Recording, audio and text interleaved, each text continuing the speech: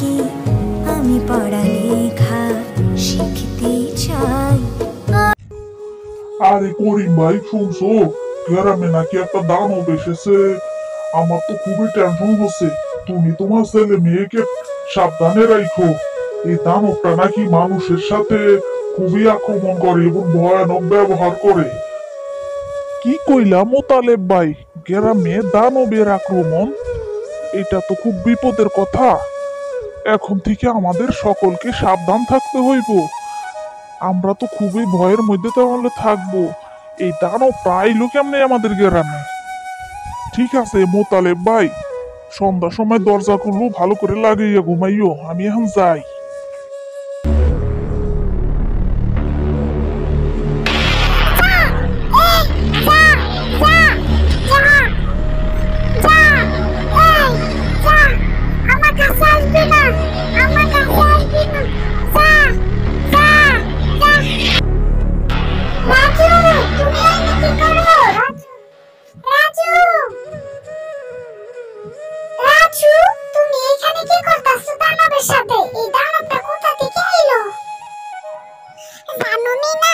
আমি ওইখান দিয়ে একটু ঘুমাইছিলাম, তখন দেখি হঠাৎ কইরা দানবটা আমার কাছে আইছে। না রাজু, তোমার কিন্তু একা একা এখানে আসা ঠিক হয় নাই। মা বলছে একা একা পোলাপানগো বাইরে যাওয়া ঠিক নয়, এতে বিপদ হইতে পারে। আর তুমি আমাকে ছাড়াই এইখানে আইছো।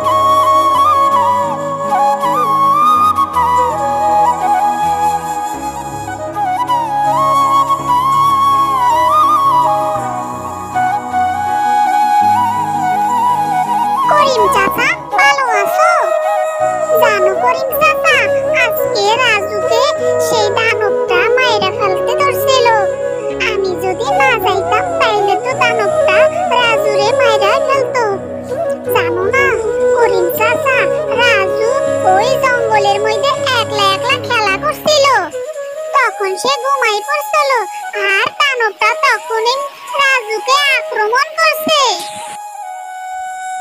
আরে রাজু, মিনা এসব কি বলতাছে? সত্যি নাকি ঘটনা?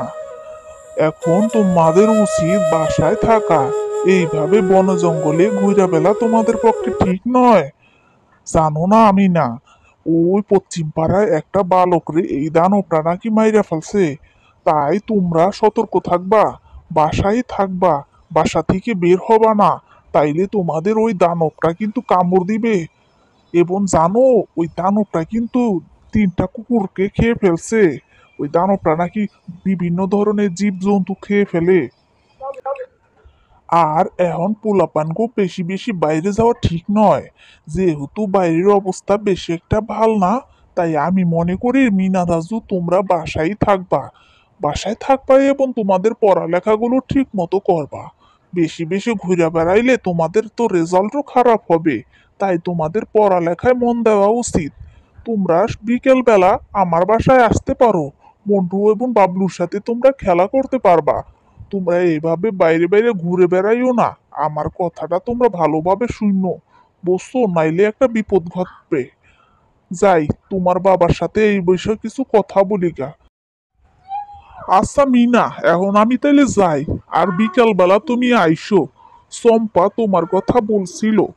চম্পা বলছে মিনাকে পাঠাই দিতে দেখা হইলে। তাই তোমার সাথে তো আমার দেখা হইয়া গেল। তুমি বিকাল বেলা চম্পার সাথে যাইয়া দেখা কই